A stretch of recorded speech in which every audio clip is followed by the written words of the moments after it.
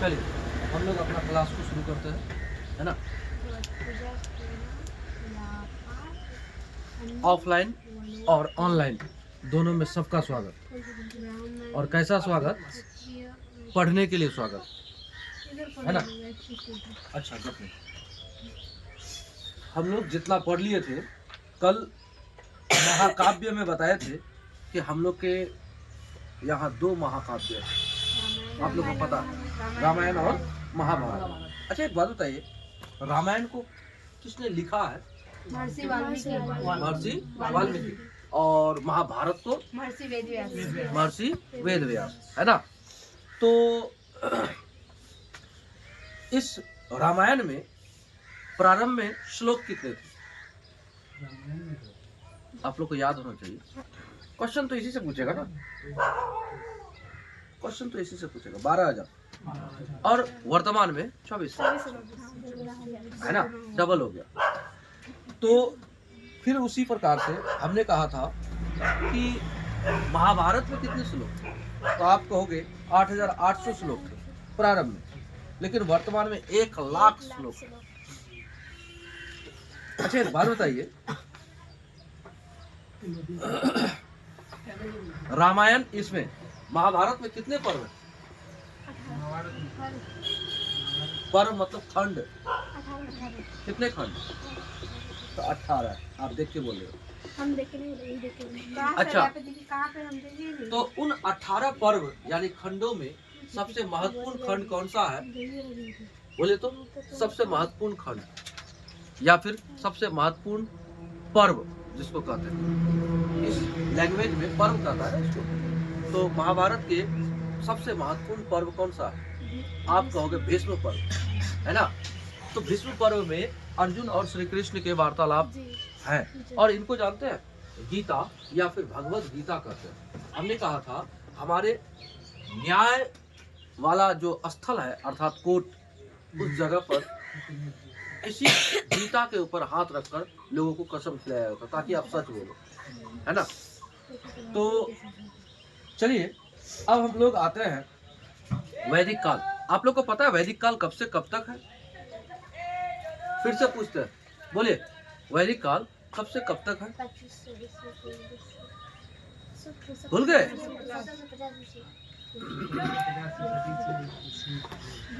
वैदिक काल भूल गए?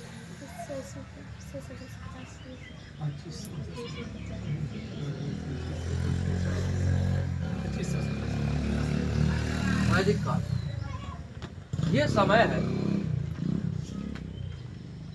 1500 से ईस्वी पूर्व से।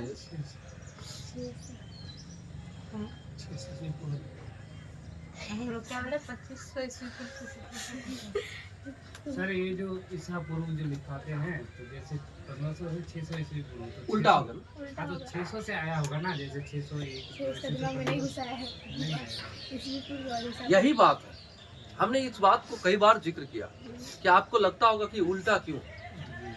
क्या सचमुच आप लोग को लगता है कि उल्टा क्यों है? लगता है? आप मैथमेटिक्स में संख्या रेखा पढ़े? 0 मिडिल पॉइंट मैथमेटिक्स, और लेफ्ट में जितना होता है वो माइनस में आता है, तो माइनस हमेशा घटते आता है। तो -10 बड़ा कि -1 बड़ा? -1 बड़ा। जस्ट लाइक वही है, ईसा मसीह को एक माना, ईसा मसीह के जन्म को, और ईसा मसीह के जन्म से पहले जितने समय काल होगा वो सभी ईस्वी पूर्व होगा। क्या होगा? ईस्वी पूर्व होगा। तो 2500 ईस्वी पूर्व या फिर 1500 ईस्वी पूर्व, तो 1500 ईस्वी पूर्व था, और उससे घट के जब तक ईसा मसीह के जन्म तक नहीं आएगा तब तक घट के आएगा। बात समझ रहे हैं? तब तक घट के आएगा। मान लो यहाँ ईसा मसीह का जन्म हुआ, ठीक है, 1 ईस्वी में जन्म हुआ। अब यहाँ 1500 ईस्वी पूर्व है, तो घट के आपको पहले यहाँ आना है ना, पहले तो आपको यहाँ आना है। तो 1500 से लेकर 600 तक वैदिक काल रहा है। क्या रहा है? वैदिक काल रहा है। उसके बाद फिर और कुछ रहा होगा, बहुत सारे वंश है, वो सब होते होते होते होते होते होते हम लोग एक में आ जाएंगे। और एक के बाद फिर यहाँ से आगे बढ़ते बढ़ते बढ़ते बढ़ते अभी 2026 में, ठीक है। तो 2026 साल इधर और 1500 साल इधर, जहां से शुरू होता है वैदिक काल। तो 2000 और 1500 कितना हो गया? 3500। लगभग 3500 साल पहले से हम लोग कितना, 3500 से इधर हो गया कितना, 915, यानी 3500 साल से आप 2500 साल के अंदर का बात पढ़ोगे, अभी से आगे का बात समझे वैदिक काल में। तो घटने का कारण समझे क्या है? ईसा मसीह के जन्म को एक मिडिल पॉइंट माना है, वहां से उधर का जितना है सभी जो क्या कहता काल है उसको ईसवी पूर्व कहा जाएगा, और इधर कहा जाएगा ईसवी। बात समझे? इधर कहा जाएगा ईसवी, इधर कहा जाएगा ईसवी पूर्व। तो ईसवी पूर्व घटते आता है और ईसवी बढ़ते जाता है। जैसे अभी 2026 है तो अगला साल 2027 होगा, 2028 होगा। लेकिन यहाँ अगर हम पढ़ रहे हैं कि 1500 ईस्वी पूर्व, तो आ जाएगा उलट के 600 ईस्वी पूर्व। बात समझे? ये हो गया आपका वैदिक काल का समय। अब वैदिक काल में, वैदिक काल को दो कालखंडों में बांटा है, जो कि हम आप लोग को शॉर्ट फॉर्म में अगला जो पुस्तक था उससे बताए थे। तो वैदिक काल के बारे में थोड़ा सा जानते हैं क्या क्या है इसमें विशेष।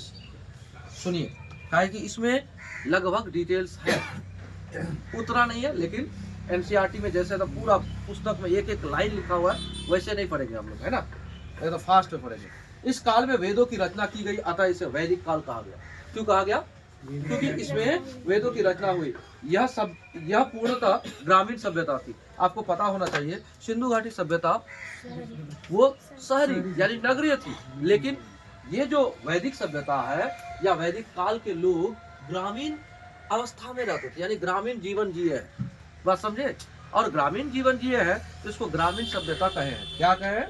ग्रामीण सभ्यता कहे हैं। फिर आगे सुनिए, वैदिक काल 1500 ईस्वी पूर्व से 600 ईस्वी पूर्व तक समय काल रहा है, ठीक है। संक्रमण काल, सिंधु घाटी सभ्यता यानी सिंधु सभ्यता का पतन 1750 ईस्वी तक हो गया। इसके बाद अगले 250 साल धीरे धीरे वैदिक सभ्यता का विकास प्रारंभ हुआ। इसी 250 साल को संक्रमण काल कहते हैं। वैदिक काल का एक संक्रमण काल है। मतलब आप एक बात बताओ,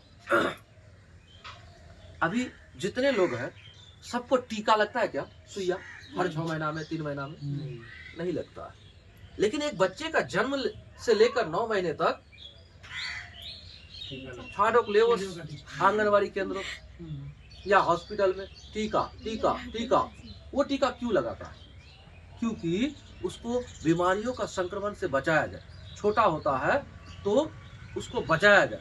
तो अब देखिए, सिंधु घाटी सभ्यता जिस समय फल फूल रहा था, पतन हो रहा था, मतलब 1750 में खत्म हुआ, लेकिन उसके बाद कोई सभ्यता जो उभरेगी, उस सभ्यता का समय तो लगेगा ना, समय तो लगेगा। आज आपको बताए सन 1947 में हमारा देश आजाद हुआ, 2047 तक 100 साल होगा। तो देखो देश का प्रगति, अभी 2047 नहीं आया, 100 साल नहीं हुआ है, तो प्रगति अच्छा खासा हो गया। तो 100 साल में अच्छा खासा हो सकता है, तो 250 साल में कितना हो सकता है ना? तो उसी प्रकार से 1750 के बाद जो समय काल चला है वो वैदिक सभ्यता का चला है। और वैदिक सभ्यता क्या किया? धीरे धीरे धीरे धीरे विकास की ओर बढ़ते बढ़ते बढ़ते बढ़ते 1500 ईस्वी में, ईस्वी पूर्व में क्या हो गया? इसमें लगभग फल फूल गया। इसलिए इसका समय काल माना है कब से? 1500 ईस्वी पूर्व से। अच्छा एक बात बताओ, एकाएक कोई सभ्यता 1500 ईस्वी पूर्व में जन्म ले लिया? ऐसा हो ही नहीं सकता, उसका समय लगा। तो जो समय लगा 250 साल सिंधु घाटी सभ्यता के समाप्त होने से वैदिक सभ्यता के अस्तित्व में आने तक, उसी को संक्रमण काल कहा है। समझ में आया ना बात? अब आगे सुनिए, वैदिक काल को 2 भागों में बांटा है। आपको हमने बताया है कि वैदिक काल को 2 भागों में बांटा है। एक है ऋग्वैदिक काल, दूसरा है उत्तर वैदिक काल। बताया थे ना? तो एक है ऋग वैदिक काल और दूसरा है उत्तर वैदिक काल। ऋग वैदिक काल और दूसरा है उत्तर वैदिक काल। अच्छा एक बात बताइए, ऋग वैदिक काल को टाइम पीरियड क्या है, कितना से कितना तक मालूम है? 1500 से 1000 ईस्वी पूर्व तक। याद रखिएगा, पूर्व को नहीं छोड़िएगा क्योंकि अभी पूर्व चल रहा है। और इधर 1000 से 600 ईस्वी पूर्व तक। समझ में आया? ये समय पीरियड है इसका, है ना? ये इसका टाइम पीरियड। अब आपको हमने कहा था कि ऋग्वेद की रचना वैदिक काल के प्रारंभिक काल में ही हुआ है, अर्थात ऋग्वैदिक काल में हुआ है, इसलिए इसको ऋग्वैदिक काल कहा है। बात समझे? ऋग्वैदिक काल इसलिए कहा है क्योंकि यहाँ ऋग्वेद की रचना हो गई थी, है ना? तो देखिए इसमें बताते हैं आपको किताब में भी दिया है कि वैदिक काल को 1500 से 600 बीसी मतलब बिफोर क्राइस्ट, है ना? उसी को दो कालखंडों में बांटा है। ऋग्वैदिक काल जो है 1500 से 1000 बीसी और उत्तर वैदिक काल 1000 से 600 बीसी। अब ऋग्वैदिक काल इस समय जाति का निर्धारण कर्म के आधार पर किया जाता था। यह काल 1500 ईस्वी पूर्व से 1000 ईस्वी तक था। बात समझे? हमने आपको कहा था कि ऐसा भी समय रहा है जिस समय एक ही परिवार में लगभग चारों वर्ण थे। एक पिता के 4 संतान, चारों वर्ण हो सकते हैं। क्यों? क्योंकि कर्म के आधार पर जाति निर्धारित था उस समय। कर्म के आधार पर जो काम करोगे आप उसी जाति के होगे, कोई दिक्कत है नहीं। अब आगे सुनिए। उत्तर वैदिक काल, इसका विकास 1000 ईस्वी पूर्व से 600 ईस्वी पूर्व तक हुआ। इस काल में जाति का निर्धारण वंश के आधार पर हुआ। बात समझे? तो जाति का जो आज के जमाने में आप जिस जाति का स्वरूप देख रहे हो ना, उत्तर वैदिक काल से शुरू हो गया। कब शुरू हुआ था? उत्तर वैदिक काल से शुरू हो गया था, मतलब 1000 ईस्वी पूर्व से शुरू हो गया था। यानी 2000 इधर 1000 इधर, यानी 3000 साल पहले से जाति की जो व्यवस्था है वो जिस उसका पिता जिस जाति का है, बेटा उसी जाति का होगा। ठीक उसी प्रकार से ये क्रम चलते आए। अब आगे देखिए। उत्तर वैदिक काल में लोहे की खोज हुई। कब हुई? उत्तर वैदिक काल में। अब एक बात और आपको बताते हैं। लोहे की खोज होने से लगभग लोगों में क्रांति आ गई। आप कहोगे क्रांति कैसा? लड़ाई करने का? नहीं।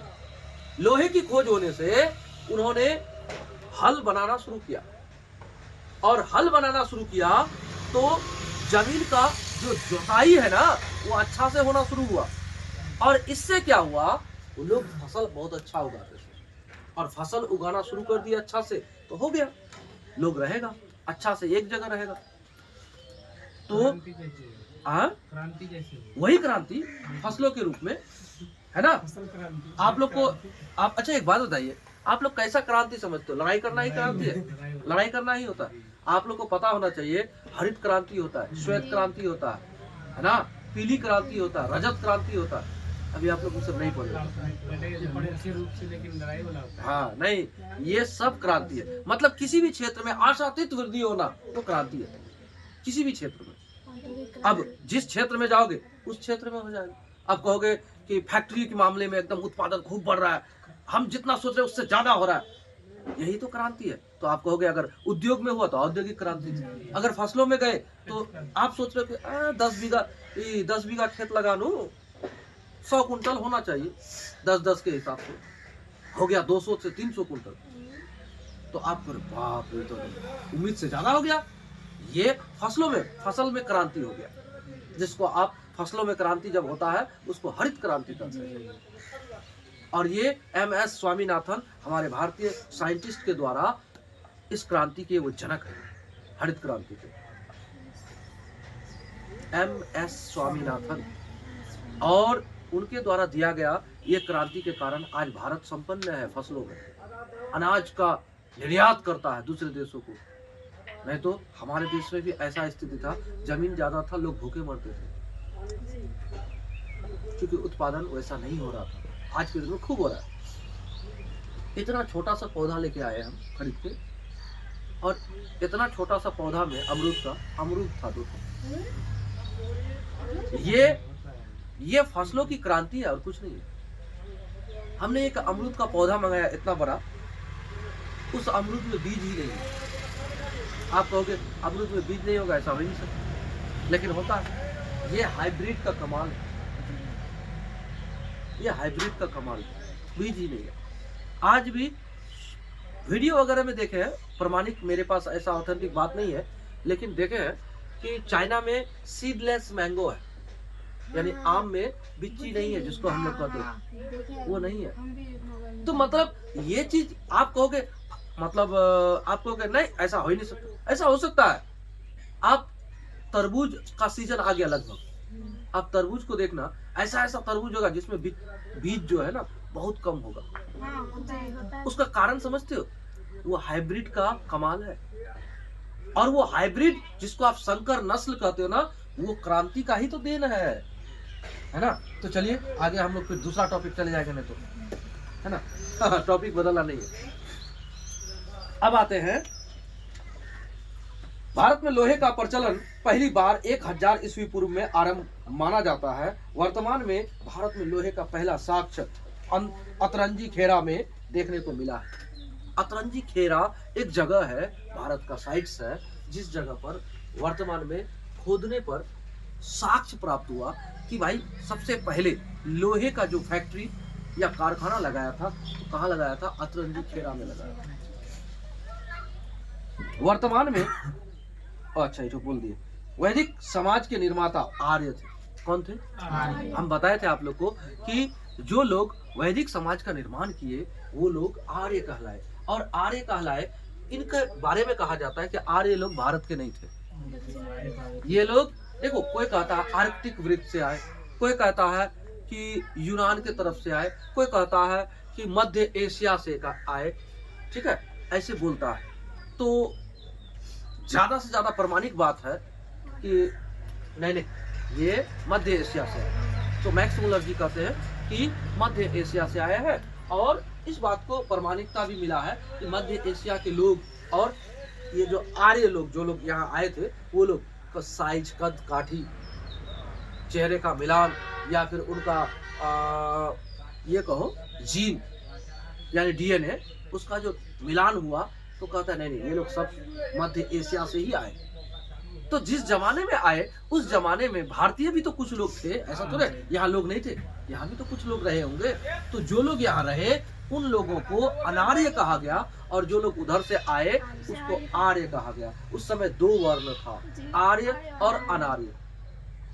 उसके बाद वो लोग जब यहाँ आए तो एक बात याद रखिएगा, आर्य लोग ना अपने आप को श्रेष्ठ कहते हैं। तो श्रेष्ठ कहते हैं तो इसका मतलब उसका अक्ल थोड़ा ज्यादा होगा, उसका अक्ल थोड़ा ज्यादा होगा। तो इस कारण से वो अपने आप को आर्य तो श्रेष्ठ कह दिए, तो बाकी लोगों को अब अनार्य को हम क्या कहे? अनार्य को क्या कहे? तो मूर्ख समझे, सीधा बात। हम अगर चालाक है तो अगला मूर्ख है, कहने का मतलब भले हम ना कहे, हम खुद को चालाक कह रहे तो अगला क्या होगा समझ लीजिए, हमसे ज्यादा चालाक तो होगा ही नहीं, हम ही तो कह रहे कि हम सबसे ज्यादा चालाक है, इसका मतलब तय है कि अगला मूर्ख है। तो आर्य अपने आप को सभ्य कहने लगा कि हम अच्छे, वास्तव में था भी, अक्ल था उनको, ऐसा नहीं कि नहीं था। उन लोगों ने जब कहीं दूसरे जगह से आकर हमारे यहाँ जब इस प्रकार से इंडिया में अपने आप को बसाया, और आर्य लोग जो है वो लोग ना पशुओं में गाय को एक तरह से पूजता था, आज भी पूजता आर्य। और आर्य जो है ना, आर्यों के जो धर्म है, आज अगर हम लोग कहे अपने आप को, जिस हिसाब से हम अपना धर्म को मानते हुए आ रहे हैं, तो हम लोग एक तरह से आर्य के ही वंशज होंगे। कहने का मतलब ये तय है कि हम लोग भी आर्य के वंशज हुए, तब ना हम लोग उनको मानते हैं, नहीं तो कैसे मानते हैं? जैसे आपको हमने कहा था कि धारावाहिक सब में बोलता है हे आर्य पुत्र, महाभारत या फिर रामायण सब में दिखाता है, तो सेम टू सेम वही बात है और कुछ नहीं है। अब एक बात, आर्य के बारे में हमने कहा कि वो विशेष और बाकी लोगों को वो विशेष नहीं माने, और उन्होंने क्या किया, वैदिक धर्म को चलाया, अपना एक धर्म निर्माण कर दिया कि वैदिक काल, वैदिक धर्म, है ना। अब इसमें क्या आता है सुनिए, थोड़ा हम इसमें स्पेशली इधर से पहले बताते हैं। आर्य मध्य एशिया से आए थे और भारत में सप्त सैंधव प्रदेश में 7 नदियों का प्रदेश, जिसको सप्त सैंधव प्रदेश कहते हैं, या पंजाब हरियाणा में बस गए। और ये बात कहते हैं मैक्स मुलर जी। कौन कहते हैं? मैक्स मुलर जी। आर्य मध्य एशिया से आए, ये बात को किसने कहा? तो आप कहोगे मैक्स मुलर। किसने कहा? Max Muller. काहे कि ये बात क्वेश्चन पूछता है। मैक्स मुलर के अनुसार आर्य कहां से आए? तो आपको इसका जवाब मध्य एशिया देना होगा, है ना। अब आगे सुनिए। आर्यों की भाषा संस्कृत थी, जो देवताओं की भाषा थी। क्या थी? संस्कृत थी, जो देवताओं की भाषा थी। आज भी देखो ना, लगभग मंत्र जितने हैं वो किसमें है? संस्कृत में है। फिर आगे सुनिए। जिन्हें संस्कृत नहीं आती थी, अर्थात भारत में मूल निवासियों को अनार्य या निम्न कहा जाता था। क्या कहा जाता था? अनार्य या फिर निम्न कहा जाता था। हमने आपको अभी अभी बताया कि हम अपने आप को उच्च समझेंगे तो अगला क्या होगा? निम्न ही होगा। हम अगर उच्च है तो वो निम्न है, हम अगर अमीर है तो अगला निम्न है, यानी गरीब है। कहने का मतलब यही हुआ। बात को समझे, बात को समझिए। तो वही बात है कि जो लोग आर्य थे उनको संस्कृत आता था, वो अपने आप को श्रेष्ठ मानते थे, और जो लोग आर्य नहीं थे उनको संस्कृत नहीं आता था, वो उनको निम्न माना जाता था। हिंदी में बोलता था, इसमें किसी में बोलता था। जिसमें बोले उनका अपना लैंग्वेज होगा। मतलब पहला कोई तो भाषा होगा ना, हाँ, उसके बाद उनका अपना लैंग्वेज होगा, जिसके बारे में इसमें वर्णन नहीं दिया है। अब सुनिए। दक्षिण भारत का आर्यीकरण अगस्त ऋषि ने किया। दक्षिण भारत का, इसका मतलब समझो। आपको पता होना चाहिए कि जब आर्य आए ना, मध्य एशिया से आए, तो इंडिया का ये वाला जो हिस्सा था, इधर से ऐसे माथा तो हाँ, तो आपको पता होना चाहिए इंडिया का वो लोग इधर आए, इधर एरिया में आए। कहाँ आए? इसी एरिया में आए। और इस एरिया से कहाँ तक गए? थोड़ा सा इधर गए, इतना तक गए, ठीक है। और उसके बाद थोड़ा सा आगे बढ़ा इधर, लेकिन दक्षिण भारत में नहीं गए। तो दक्षिण भारत में जाने का जो श्रेय है किसको जाता है? दक्षिण भारत का आर्यीकरण अगस्त ऋषि ने किया। बात समझे? दक्षिण भारत का इधर वाला अगस्त ऋषि ने किया। कि दक्षिण भारत में आर्यीकरण करने का श्रेय किसको जाता है? तो आप कहोगे अगस्त ऋषि को जाता है ना। अगस्त ऋषि के द्वारा आर्यीकरण हुआ। इसका मतलब है आर्यों ने अपना साम्राज्य को आगे बढ़ाया। अब आगे सुनिए।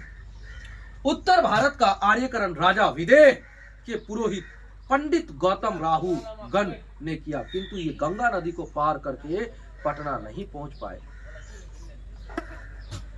पटना नहीं पहुंच पाए। आपको पता है मगध साम्राज्य के लोगों को क्या कहा जाता था? निम्न कुल का कहा जाता था। कीकट कहा जाता था। कीकट, कीकट मतलब निम्न कुल का आदमी, जिसको निम्न माना जाए। हाँ, आर्य श्रेष्ठ हो गए तो छोटा कौन होगा?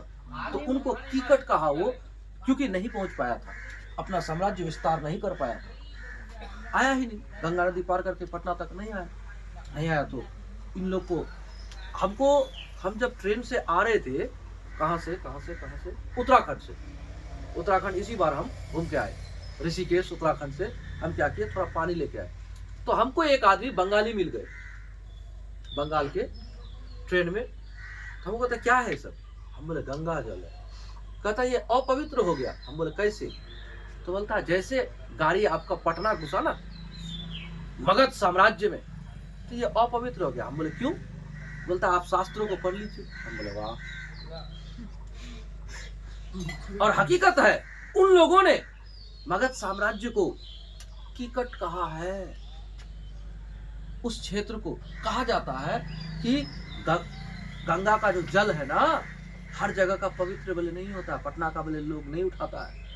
हम बोले वाह गजब। गंगा का जल तो फिर एक ही है ना। तो देखो, कभी कभी कहता है कोई आदमी अपने पैर में बोले कुल्हाड़ी मारता है, फिर उसी कहावत को हम कैसे कहते जानते हो? कुल्हाड़ी को रख दो, पैर ले जाके मारो। बात समझे? तो अपना अपना बात है, अपना अपना तरीका है। लोग इसी बात को, अब देखिए कितना घुमा के हमको बोला, इसका मतलब गंगा जल पवित्र नहीं है। उसके बात को अगर हम तर्क करें हमने कहा भाई साहब आप जो भी कहते हो हम उस बात से सहमत हैं, इससे आगे और नहीं सुनेंगे। नहीं तो फिर ज्यादा बहस करके क्या फायदा, हम उनको नहीं जानते हैं या फिर वो हमको नहीं जानता है, हम बहस क्यों करें। हमको आस्था था, हमने ऋषिकेश से और हरिद्वार से जल लेकर आया। आस्था है लेके आए, घर में है। आस्था नहीं होता तो नहीं होता, सिंपल। आगे सुनो। पता नहीं पहुंच पाए, जिस कारण अथर्ववेद में पाटलिपुत्र को अछूतों की भूमि कही गई है। समझ में आया बात? अभी जो बात हमने वर्णन किया वही बात यहाँ है ना, निम्न कुल का अर्थात अछूत कहा है। और यहाँ के गंगा जल को पवित्र नहीं माना गया। लो सुन, मेरा बात सही हुआ, वो आदमी सही कह के गया। ग्रंथ हद है भैया। नहीं, वो आदमी जानता था। हमको बोला कि पटना जैसे घुसे ना, पटना को अपवित्र जगह माना गया, तो आपका जितना जो चीज था सब अपवित्र हो गया। सब अपवित्र था, इंसान अपवित्र नहीं होता है। हम तर्क देते तो वो आदमी बेहोश हो जाता। अच्छा हुआ कि नहीं दिया। ठीक है, अब आगे सुनो सुनो सुनो सुनो। इस समय सबसे प्रिय पशु गाय थी। क्या थी? आपको कहेगा आर्यों का प्रिय पशु क्या था, तो आप कहोगे गाय था। अच्छा एक बात बताओ, आर्य लोग घोड़ा से परिचित थे या नहीं? होंगे नहीं। सवाल को है या नहीं में दो। थे या नहीं?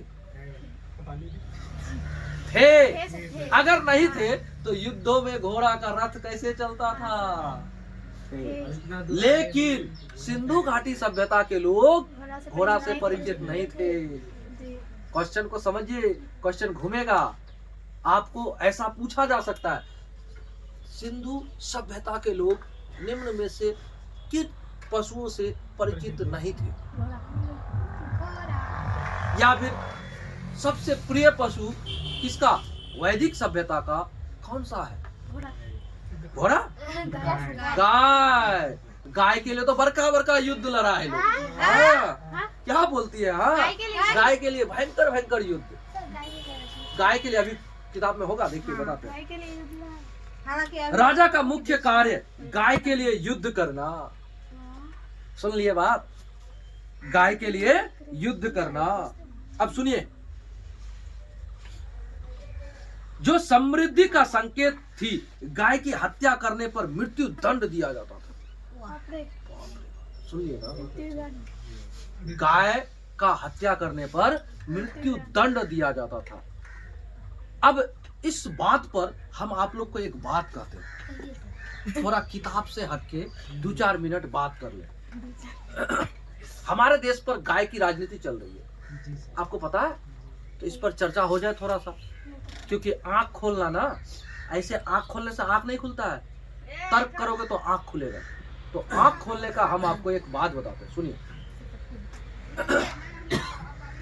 आप सेंसस रिपोर्ट को उठाओगे, ओरिजिनल अभी का जो अपडेट, लेटेस्ट अपडेट को उठाओगे, तो हमारे देश में कहता है कुछ नेतागण, हम किसी का नाम नहीं लेंगे, प्रॉपर किसी को टारगेट नहीं करेंगे कि कोई व्यक्ति नहीं तो हमको टारगेट करे। भैया प्रभु आप जो करते हो करो, हम किसी को टारगेट नहीं कर रहे हैं, लेकिन जो सच्चाई है उसको बताना चाहते हैं, क्योंकि एक शिक्षक धर्म होता है, जब आप बताओ तो अपने छात्रों को सब कुछ बता दो। तो मेरा कहना यह है, आज भी चाहे वो हिंदू हो, सिख हो, ईसाई हो या इस्लाम धर्म के लोग हो, सब गाय या फिर कोई भी पशु को जो पालते हैं ना, तो उसको बड़ा शौक से पालते हैं। और जब हमारे हिंदुओं में कहा जाता है तो गौ हत्या पाप है। क्या है? पाप है। प्रभु अच्छी बात है, गौ हत्या पाप है। आप वैदिक धर्म को मानते हुए गाय को माता के समान माना गया है, और वास्तविकता है कि गाय माता के समान है। अगर किसी बच्चे की मां मर जाए तो गाय का दूध पिला के उसको पोसा जा सकता है, वो बच्चा अपना लालन पालन भी उसका हो जाएगा परिवार के द्वारा। लेकिन वो जो गाय का दूध है वो माता स्वरूप अपने माँ का दूध पीकर जैसा वो अपना शरीर को ग्रोथ करता वैसा हो जाता है इसमें गाय से। इसीलिए हमारे धर्म में क्या होता है, लोग गाय को माता के समान मानकर पूजा करते हैं और शुरू से करते हैं। अभी आपने वैदिक काल को समझा भी। जी। क्या इस धर्म को हम लोग को आगे नहीं बढ़ाना चाहिए? एकदम बढ़ाना चाहिए।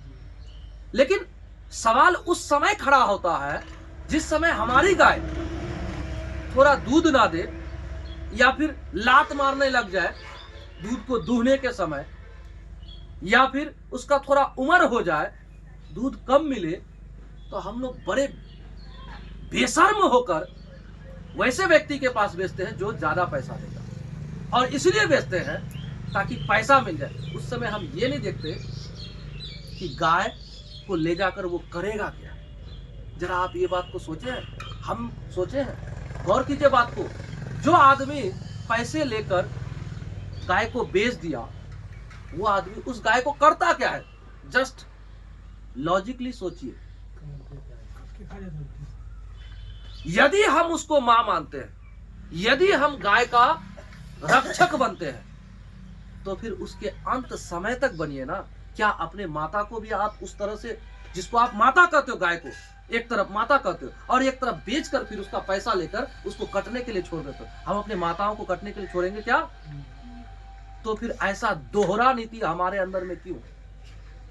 ये दोहरा नीति है कि नहीं? जरा सोचिए बात को। अब आप कहिएगा सर ऐसे में तो नुकसान हो जाएगा, तो फिर हमारे जैसे लोगों को फुटानी जैसा बात नहीं बोलना चाहिए ना। ये अपनी सच्चाई को हम दर्शा रहे हैं। यदि हम उसको मां कह रहे हैं तो उसके अंत तक, जब तक वो दूध देगी तब तक, नहीं देगी तब तक हम उसको पालेंगे पोसेंगे, और जब उसका देहांत हो जाएगा, जैसे अंतिम संस्कार करते वैसे संस्कार कर देंगे, हो गया, मामला खत्म। लेकिन हमारे यहाँ के लोग दोहरा नीति को अपनाते। कैसा?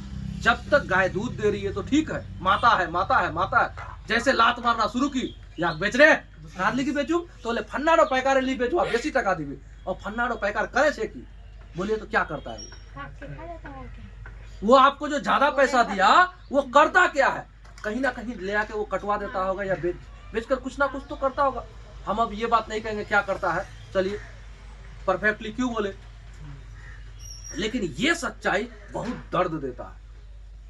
उस समय हम झकझोर हो जाते हैं कि ये बात जो बोलते गाय हमारी माता है, भैया माता है तो माता के जैसा व्यवहार तो करो। लेकिन यहां पर थोड़ा दो मत, बहुत तकलीफ की बात है ये बात सोचना चाहिए, हर व्यक्ति को सोचना चाहिए। अगर आप उसको मानते हो, पूजनीय है, आप कहते हो कि उसमें सब देवी देवता है, अरे अंत तक पालो ना। आपको पता है कि गाय के कारण, इन्हीं मवेशियों के कारण हम मरते मरते यमराज जी से भेंट करके आ गए हैं, तब ये बात बोल रहे हैं। हम लोग जिस दिन मेरे घर में आग लगा था उससे 1 सप्ताह पहले का मेरे पास फोटो है, मेरा मोबाइल में, इसी मोबाइल में होगा। मेरी वाइफ और हम गाय का बच्ची ठो से ऐसा प्रेम था, लगता था कि अपना औलाद है। उसको नया रस्सी वो मुखारी वगैरह लगा के उनके साथ हम लोग फोटो खिंचाए थे, और पता लगता है कि 2-4 दिन में ही आग लग गया हमारे घर में। और उन मवेशियों को बचाने के क्रम में हम 3 बार उस आग में घुसे। आदमी 1 बार जलता है तो कहता आर नहीं जाओ, लेकिन हमने 3 बार गया, जलने को भी परवाह नहीं किया, और भयानक जले, पूरा पीठ जल गया मेरा, लगभग लोग कहता था मर जाएगा। हम बचे हैं, ऐसा नहीं करे। हम ये नहीं करे कि हम बहुत बड़ा योद्धा है, हमको वो प्रेम खींच के लेके गया ना उन गायों का। लेकिन उस समय तक 2 ठो, यानी जो बच्चा का हम लोग फोटो खींचे थे वो बैठे बैठे माँ के पास जल के मर गई, उसकी माँ भी उसी तरह बैठ के मर गई। मतलब इतना तकलीफ होता है, उस दृश्य को सोचते हैं तो तकलीफ होता है। और उसके बाद एक मवेशी पूरा जल के झुलस के बाहर निकला, 1 महीना तक उसका सेवा की, 1 से 1.5 महीना, वो भी मर गया। उसका बच्चा हुआ, वो भी मर गया। बहुत तकलीफ हुआ। हमने उसके लिए जो पूजा पाठ होता है, विधि विधान, वो भी किया। लेकिन जरा सोचिए हमको तकलीफ कहाँ होता है, आप उसको इतना प्रेम देते हो उस गाय को, और हमारे शास्त्रों में धर्म, जिस धर्म को हम मानते हैं वैदिक धर्म को, उसमें भी लिखा है कि गाय हत्या योग्य नहीं है, वो पाप है। तो फिर आप उसके साथ ऐसा अत्याचार करते क्यों? मत करो भाई। कहना यही है कि आप जिसको माता के समान मानते हो तो केवल कहो मत, उसको मानो, अन्यथा फिर कहो ही मत, अन्यथा कहो ही मत। दोहरा चरित्र करना उचित नहीं है। खैर, इससे ज्यादा हम इस पर नहीं कहेंगे, क्योंकि गाय वाला बात पर तकलीफ होता है, तकलीफ होता है, क्योंकि हम उस दर्द को झेले, इसलिए बोल रहे हैं। कहते हैं कि उसकी बच्चा ठो जो ठो ना, जिसको हम बोले कि फोटो खिंचाए थे, वो हमारे पास आके ऐसे चाटेगा, मतलब लगेगा कि कोई जैसे अपना बेटा भतीजा नहीं होता है, पापा पापा ऐसे करे, उस तरह से। सोचने वाली बात है, एकदम लगाव था। ऐसे पशु जल गए। अब सुनिए इसी में क्या कहता है। सबसे प्रिय पशु गाय थी, जो समृद्धि का संकेत था। गाय की हत्या करने पर मृत्यु दंड दिया जाता था। अब आगे और सुनिए, इसमें हम बताते हैं, इसमें नहीं दिया है। जिसके पास जितनी संख्या में गाय होगा, वो आदमी उतना बड़ा टका वाला, पैसा वाला, धनवान। ऐसा उस जमाने में था। गाय लेके गया, दूसरा चीज लेके चले आया। मतलब गाय एक तरह से विनिमय का साधन था।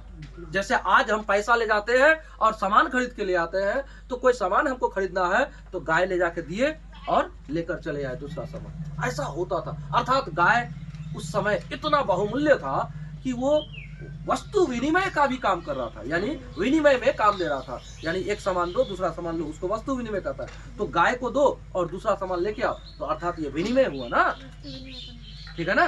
अब आगे सुनिए। राजा का मुख्य कार्य गाय के लिए युद्ध करना, यानी गविष्टि। गाय के लिए युद्ध करना को गविष्टि कहता है। क्या कहता है? गाय के लिए युद्ध करना को गविष्टि कहता है। युद्ध करना था। उस समय अर्थव्यवस्था का मुख्य आधार कृषि था। उस जमाने के लोग मुख्य रूप से क्या करते थे? कृषि कार्य करते थे। लेकिन पशुपालन भयानक था, पशुपालन भी होता था। पुरुषनी नदी यानी रावी नदी के तट पर आर्य तथा अनार्य राजाओं के बीच युद्ध हुआ। अब सुनो, जो लोग भारत के थे तो उसमें भी तो कुछ राजा होंगे, वो लोग और आर्यों के बीच रावी नदी के तट पर क्या हुआ? युद्ध हुआ। और जानते हैं उस जमाने में रावी नदी को कहा जाता था पुरुषनी। क्या कहा जाता था? पुरुषनी। तो आपको पूछा जा सकता है कि रावी नदी का सिंधु घाटी सभ्यता, सॉरी, वैदिक सभ्यता के काल में रावी नदी का क्या नाम था? तो आप कहोगे पुरुषनी नदी था। या फिर पुरुषनी नदी को मिलान करने नहीं देगा कि पुरुषनी नदी किससे है? तो रावी नदी से। आपको कनेक्शन देना है, इससे भी क्वेश्चन पूछ जाता है। अब आगे सुनिए। इस युद्ध में आर्य विजय हुए। तो जो विजय होगा उसी का तो साम्राज्य आगे बढ़ेगा। तो आर्य विजय हो गए। अब आगे सुनिए। इस युद्ध को दस राज्य का युद्ध भी कहा जाता है। 10 राज्य का युद्ध का मतलब ये समझिए, 10 राजाओं का युद्ध। कितने? 10 राजाओं का युद्ध। इसकी चर्चा ऋग्वेद के 7वें मंडल में, इसकी चर्चा ऋग्वेद के 7वें मंडल में। 10 राज्य युद्ध की चर्चा निम्न में से किस ग्रंथ में? ऋग्वेद, यजुर्वेद, अथर्ववेद, सामवेद। बताइए ऋग्वेद के कौन से मंडल में है? 7वें मंडल में है ना। ऐसे क्वेश्चन होगा। आर्यों के विजय होने के कारण ही इस क्षेत्र का नाम आर्यावर्त पड़ा। क्या नाम पड़ा? आर्यावर्त। आपको पता है भारत का एक नाम आर्यावर्त भी है। हाँ, पता है। बात समझे? तो आर्यावर्त जो है नाम क्यों पड़ा? तो आप कहोगे दशराज्य युद्ध में आर्यों का विजय हुआ, तो इसी कारण से आर्यावर्त नाम पड़ा। क्लियर हो गए? अब आगे सुनिए। आर्यों में सबसे महान राजा भरत था। आर्यों में सबसे महान राजा भरत था, इसलिए भरत हमारे देश का नाम भारत हुआ। भरत के नाम पर भारत बात सुने, आर्यों के राजाओं में सबसे प्रमुख राजा या फिर महान राजा कौन थे? भरत थे। उसी भरत राजा के नाम पर हमारे देश का नाम भारत पड़ा। आर्यावर्त क्यों पड़ा? क्योंकि दशराज्य युद्ध में आर्य जीते, इसलिए आर्यावर्त हमारे देश का नाम। अब सुनिए,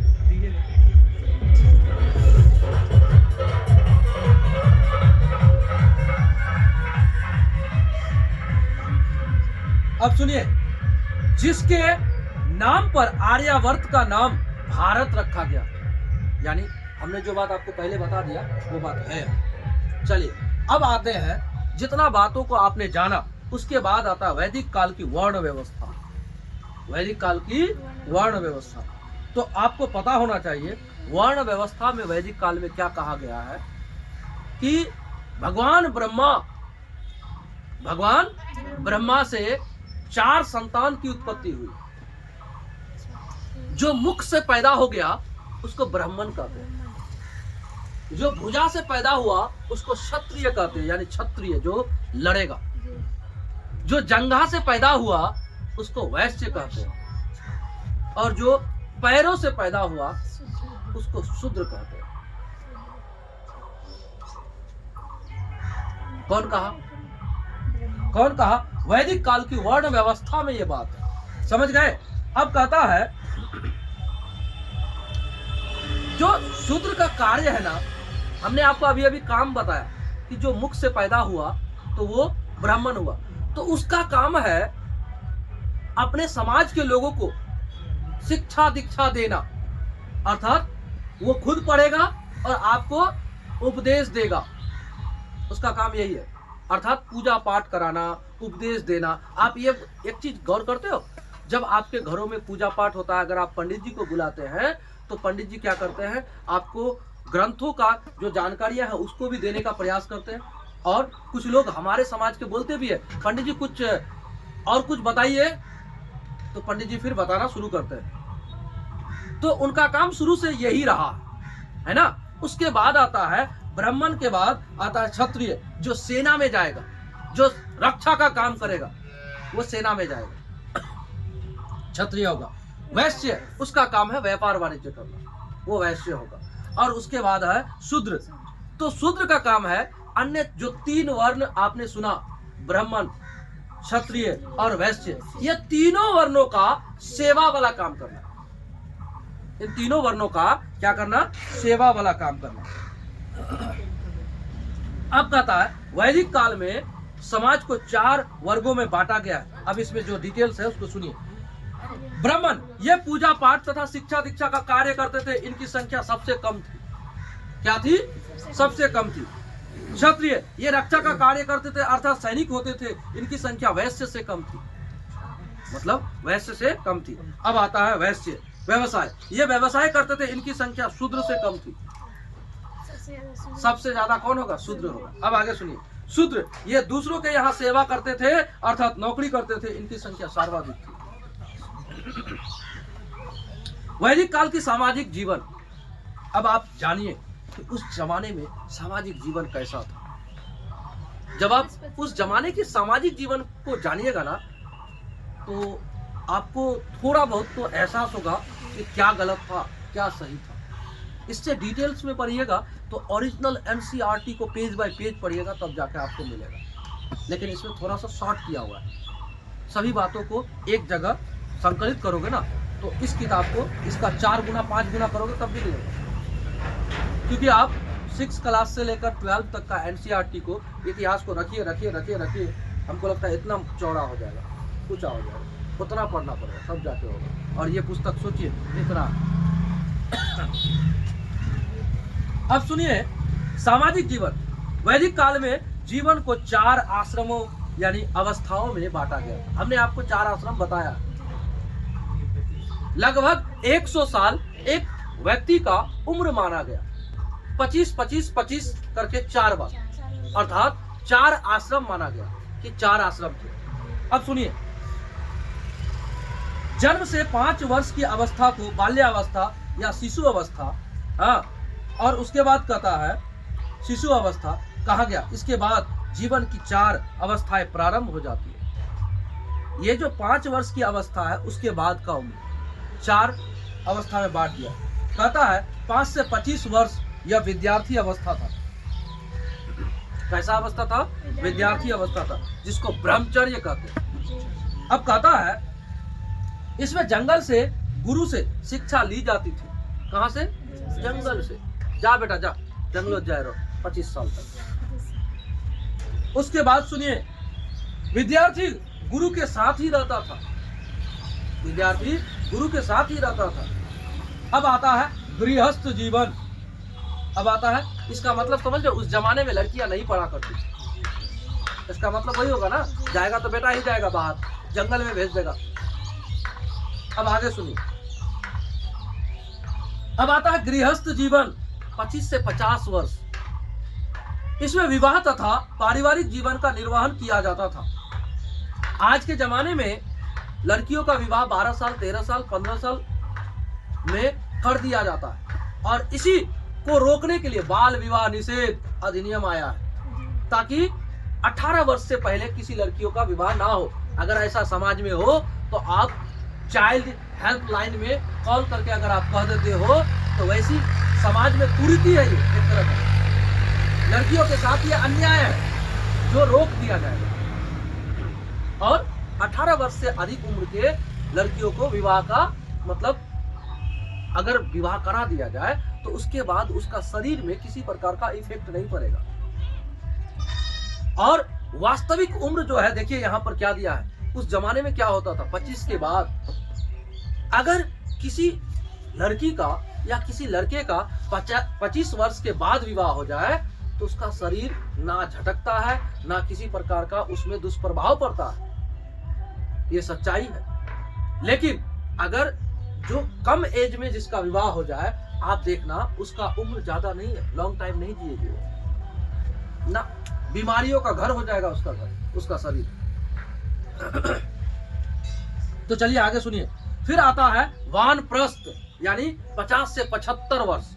कहता है इसमें सामाजिक दायित्वों का निर्वहन किया जाता है। इसका मतलब यह है कि समाज में जिस तरह का माहौल बना हुआ है उसमें आप सामाजिक दायित्व को निभाओ, और सामाजिक दायित्व को निभाने के बाद एक समय आता है सन्यासी।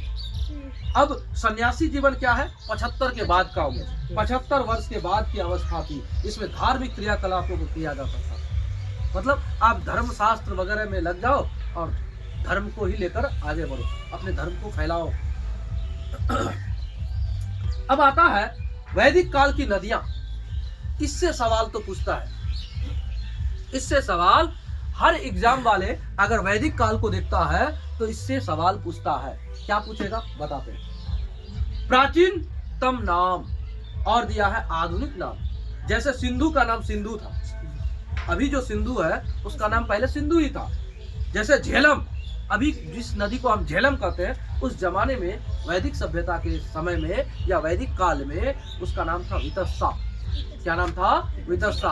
आप लोग को नोट्स करना है इसमें, ये एक तरह से VVI करके नोट्स कीजिएगा, ठीक है ना। इसमें दिया है झेलम का नाम वितस्ता,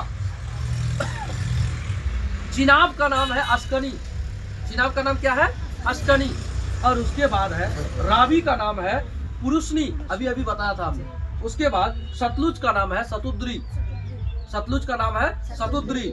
और व्यास का नाम है विपाशा, व्यास नदी का नाम है विपाशा। और गंडक नदी का नाम है सदानीरा, गंडक नदी का नाम है सदानीरा। गंडक नदी का नाम क्या है? सदानीरा।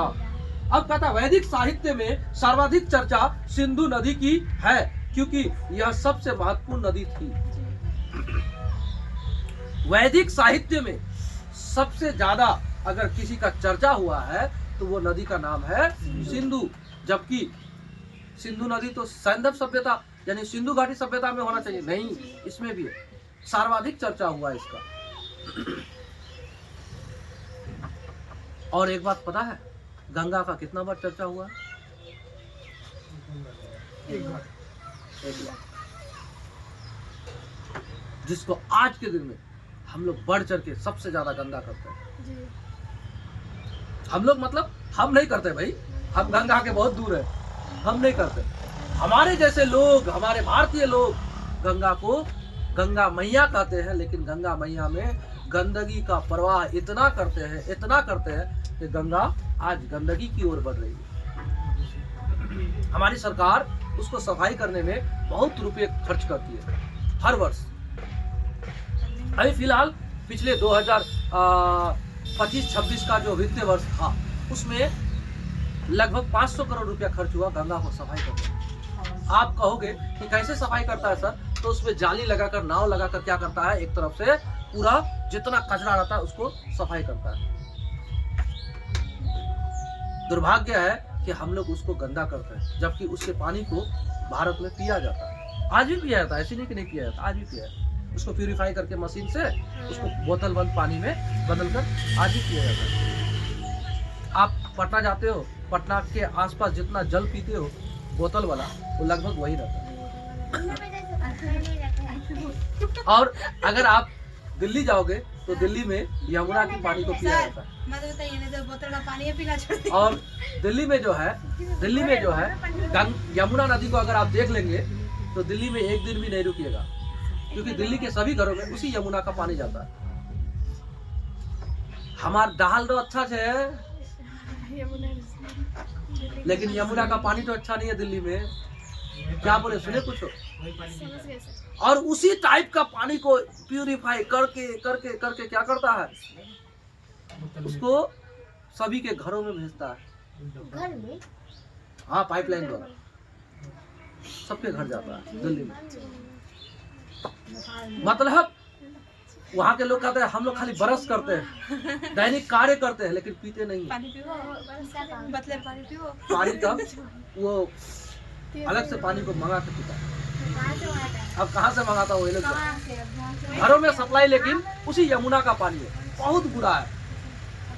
भारत में नदियों की स्थिति नहीं है ठीक, लेकिन अब बिहार में भी और भारत में भी ऐसा कहा जा रहा है, ऐसा देखा भी जा रहा है कि सरकारें नदियों के प्रति चिंतित है और नदियों को सफाई और नदियों की गहराई को लेकर उसको सही करने का दिशा निर्देश में है, आगे बढ़ रहा है।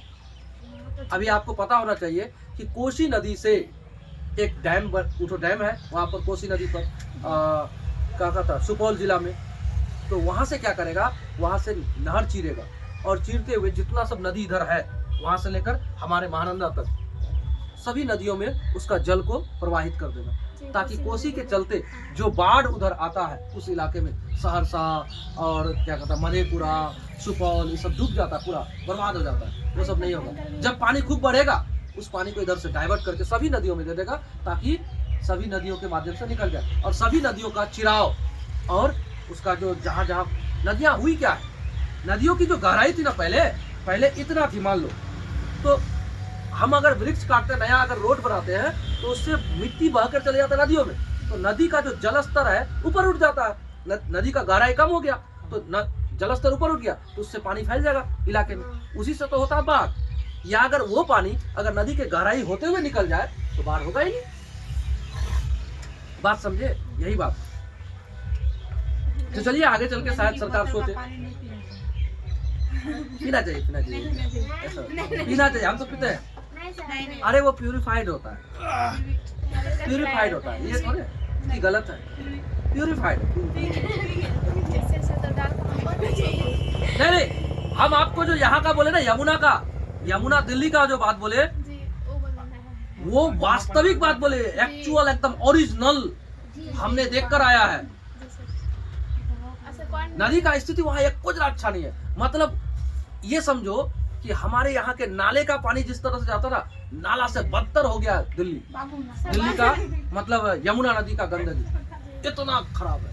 गंगा नदी में ही जूता का छाल को साफ किया जाता है। और आपको ये बात पता है, 10 क्लास में आप पढ़िएगा, अगर आप 10 क्लास अभी पढ़ते हो, जो 10 क्लास का इसमें भूगोल में एक चैप्टर है बहुउद्देश्य परियोजना वाला, उसमें आप पढ़िएगा ना, उसमें पता लग जाएगा। उसमें दिया है कि 185 जो चमड़े का फैक्ट्री है, कहाँ मालूम है? कानपुर में। और कानपुर में जो चमड़े का फैक्ट्री है, तो चमड़े का फैक्ट्री मतलब करता क्या है? चमड़ा बनाता है? नहीं, मवेशियों का चमड़ा को वहां पर प्यूरिफाई किया जाता है, साफ किया जाता है, और उससे जो मवाद निकलता है ना, कचरा निकलता है, वो सभी को श्री श्री श्री 108 गंगा नदी में बहा देंगे। हमने क्या कहा? हम दोहरा चरित्र को हम मानव अपनाते हैं। हमने क्यों कहा? जिसको हम माँ कहते हैं उसको फिर गंदा भी करते हैं, जिसको हम माँ कहते हैं उसको हम गंदगी भी देते हैं और कष्ट भी देते हैं। ये दोहरा चरित्र है। इसी बात से तकलीफ हमको। अब सोचिए, कहा जाता है पूरे भारतवर्ष में अकेले कानपुर सिटी पूरे भारतवर्ष में सबसे ज्यादा गंदगी गंगा को करता है। कितना टन बोला भी है कि प्रति वर्ष कितना टन गंदगी देता है इसको, गंगा को। कानपुर शहर गंगा नदी को कितना गंदगी देता है प्रति वर्ष, हमको याद नहीं है। सुनिए, कहता है कानपुर शहर हर साल गंगा नदी में लगभग 200 मिलियन लीटर यानी 220 करोड़ लीटर से अधिक अनट्रीटेड बिना साफ किया हुआ सीवेज और औद्योगिक अपशिष्ट विशेषकर टैनरी उद्योग से प्रवाहित करता है। गंगा के सबसे प्रदूषित हिस्सों में से एक कानपुर में है, जहां चमड़ा कारखानों से निकले वाले क्रोमियम और अन्य हानिकारक रसायन नदी में मिलकर इसे जहरीला बना रहे हैं। ये गूगल के द्वारा कहा गया। हाँ?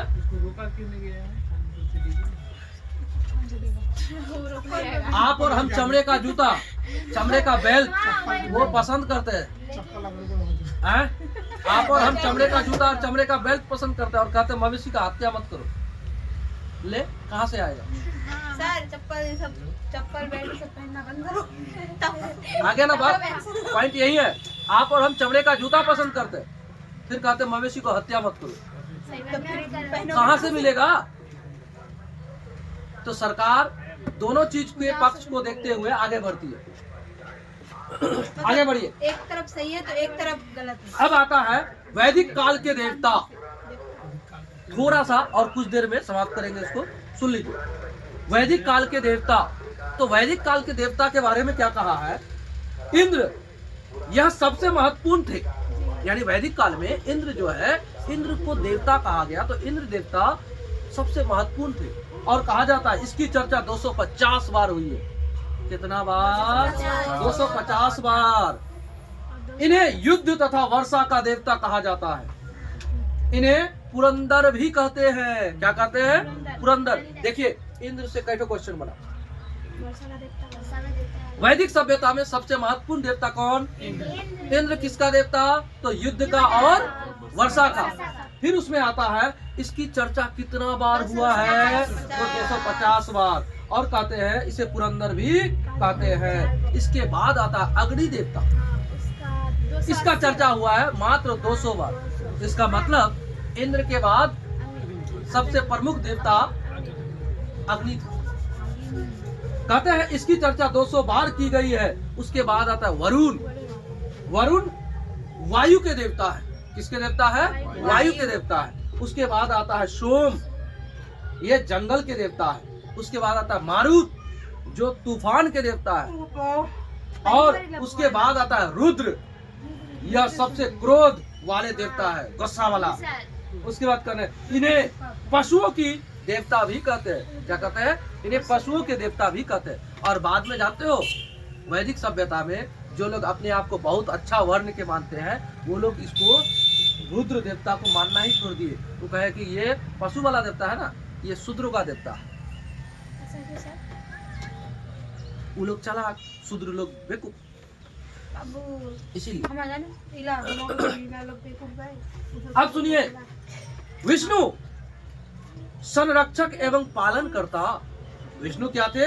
संरक्षण एवं पालन करता। गविष्टि का अर्थ होता है गाय के लिए किया गया युद्ध। स्पेशली दिया है ये बात। इसका मतलब है, ये क्वेश्चन पूछने वाला बात है। गविष्टि किसको कहते हैं? गाय के लिए युद्ध लड़ने वाले को गविष्टि कहते हैं। सीता का अर्थ होता है हल से जोती गई जमीन पर पड़ा निशान। सीता किसको कहते हैं? जैसे किसी जमीन पर हम हल जोते तो हल का जो निशान रह गया ना, उसको सीता कहते हैं। सुन लिए, सीता किसको कहते हैं? इसीलिए कहा जाता है कि आप रामायण अगर देखें तो सीता मैया को पाया था कहाँ पर? एक हंडी में थी और मिट्टी के अंदर थी और हल जोत रहा था, तो हल का जो हाल का जो फल्ली ठो है, उठो फल्ली लग के उठ गया, तो इसलिए कहता है इस सीत में मिला, इसलिए सीता कहा इसको। तो सीता का अर्थ जान गए ना आप कि हल का जो निशान है उसी को सीता कहते हैं। चलिए आगे बढ़ते हैं। तो यहाँ तक हम लोग इसको रोक देते हैं ना, और ज्यादा जानिएगा, समय खत्म करें, जी सर, विराम दिया जाए। तो जो बातें आपको बताया गया है इसको थोड़ा नोट्स कर लीजिएगा और अच्छा से। नहीं हुआ है।